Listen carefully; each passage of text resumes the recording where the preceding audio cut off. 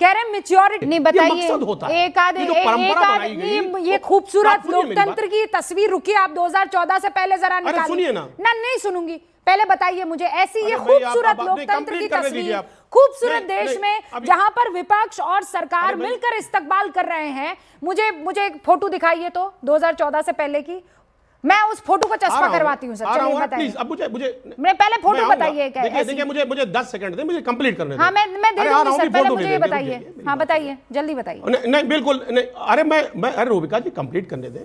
देखिए ये परंपरा रही है, आपने इससे पहले दिखाया नहीं, कौन सी परंपरा रही है? कई सारे डेलीगेशन के लोग जो है अरे भाई सुनिए आप मेरी बात, प्लीज आप ऐसा नहीं, आप कंप्लीट कर दें। परंपरा भाई परंपरा रही है कि सत्ता पक्ष के नेता अगर किसी विदेशी मेहमान से मिलते हैं तो एलओपी भी उससे भी मिलाया जाता है। ये ऐसी परंपरा रही तो और बहुत सारे केसेस आपने खुद ही दिखाया कि शेख हसीना।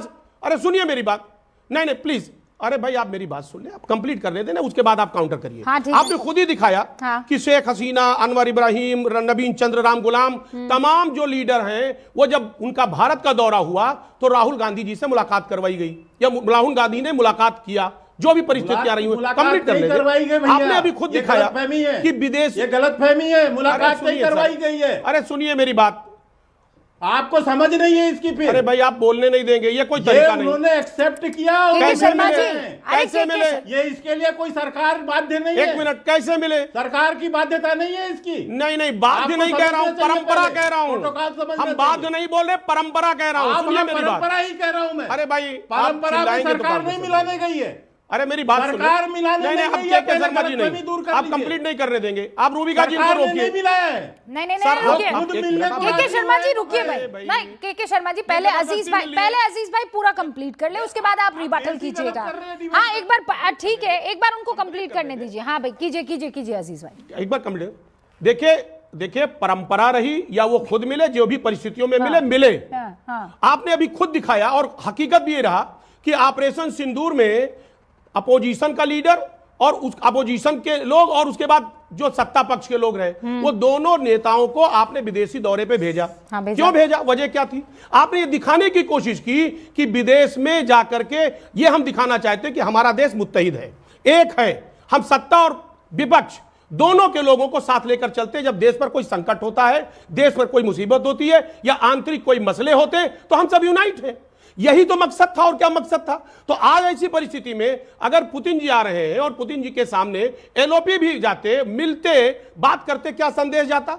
उसे ये संदेश जाता कि ये देखिए इतना खूबसूरत मुल्क है, जो आलोचक है वो भी मिल रहा है और उसके बाद सत्ता पक्ष के लोग भी मिल रहे हैं। यानी जब देश के यूनाइट होने की बात आएगी, देश की सुरक्षा की बात आएगी, देश के तरक्की की बात आएगी, तो हिंदुस्तान ही एक ऐसा मुल्क है जहां पर दोनों लोग मिल करके उसके तरक्की की बात करते हैं। अच्छा ठीक है, तरक्की की बात करते हैं। बहुत बढ़िया मैसेज, बहुत बढ़िया मैसेज। और संगीत रागी भी कुछ कहना चाह रहे हैं और के शर्मा जी। उससे पहले निर्मल शर्मा हमारे एक व्यूअर है, वो ये लिख रहे हैं, रूबिका जी ठीक ठाक कैसे लिखे, मूर्खता पूर्ण बातें हो रही है और हम ठीक ठाक लिख ले, मतलब शब्दों का चयन ठीक ठाक कैसे कर ले। लेकिन उससे पहले रागी जी 20 सेकंड और उसके बाद के शर्मा जी रिबटल के लिए।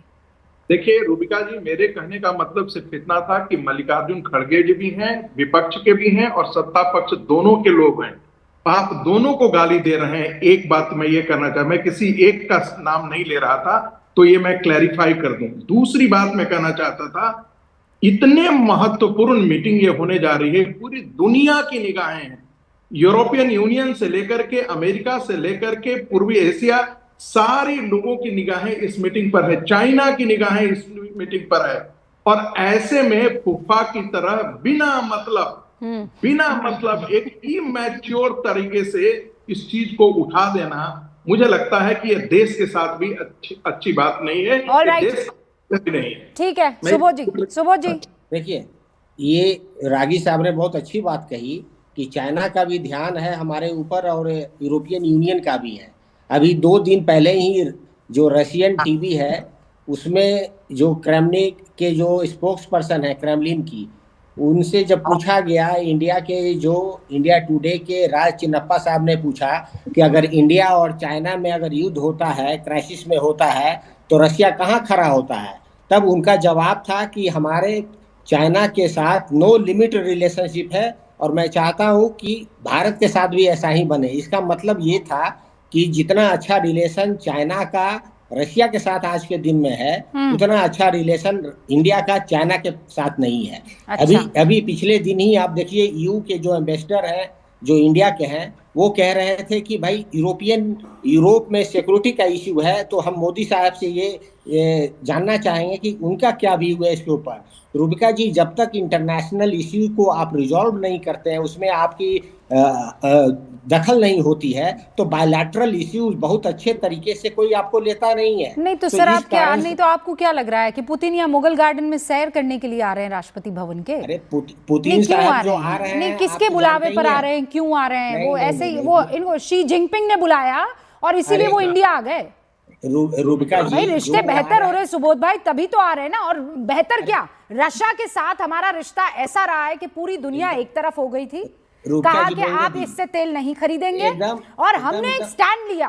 तो आपको लगता है कि पुतिन साहब ये सारी चीजें ध्यान नहीं रखने वाले हैं? देखिए, पुतिन साहब आ रहे हैं और लगातार हमारा रिलेशन बहुत अच्छा रहा है रशिया से। हाँ। लेकिन पिछले 10-12 सालों में जो रिलेशन बिगड़ा है, उसके पीछे का कारण क्या है, ये जनता आपको मैं बता रहा हूँ कि ये रिलेशन बिगड़ा है। जहां तक ट्रम्प की बात, सुबोध जी आप नहीं रुकिए, पहले रिश्ता बिगड़ा है उस पर बात कर लेते हैं। रशिया और पहले रुकिए, रशिया और भारत का रिश्ता बिगड़ा है, मैं इस बात से अग्री नहीं करती हूँ। रागी जी कर लीजिए, हाँ, इसी पर बात कर लेते हैं। एक बार रुकिए। 31% वॉल्यूम में तेल के खरीदारी में भारत जो है कम खरीद रहा है, क्योंकि ट्रम्प साहब ने बोला उनको। ट्रम्प साहब अब कह रहे हैं कि भैया आप रशिया से मत तेल खरीदो। तेल खरीदना इन्होंने बंद कर दिया, आपको पता ही होगा। तो देखिए, जो रिलेशन है अभी इंटरनेशनल वो तो हम पे अगर आप आपूर्ति के मसले पर करेंगे ना सर, वो ट्रम्प के कहने पर करते। आप लोग एक तो सुनिए सर, आप लोग नैरेटिव, ये मुझे अभी अजीज भाई, नहीं सर, आप गलत नैरेटिव सेट कर देते हैं, गड़बड़ नैरेटिव। सबसे पहले एलओपी साहब ने गलत नैरेटिव सेट किया कि हमको बाहर के राष्ट्र अध्यक्षों से मिलने नहीं दिया जाता है। हमने डेट वाइज बता दिया कि कब उन्होंने किन किन से मुलाकात की। फिर अजीज भाई बोले क्या ऑपरेशन सिंदूर में सरकार पहले भी लेकर गई, यानी आपका नैरेटिव झूठा निकला कि सरकार इनसिक्योर है, क्योंकि वो तो लेकर गई है उन तमाम सांसदों को भी जो आप लोगों की तरफ से चुनकर वहां सदन में पहुंचे हैं। फिर आप ये कह रहे हैं कि रशिया और हिंदुस्तान का जो रिश्ता है वो इन 15 सालों में खराब हो गया है, जबकि भारत इकलौता वो मुल्क था जो रशिया के साथ खड़ा दिखाई दिया था। जबकि ट्रम्प भैया क्या कह रहे थे, नहीं मानोगे तो देखना मैं और टैरिफ, या तो टैरिफ लगाया इसलिए क्योंकि हम नहीं माने, और अगर मान गए तो फिर सर आपकी बात तो झूठी हो गई।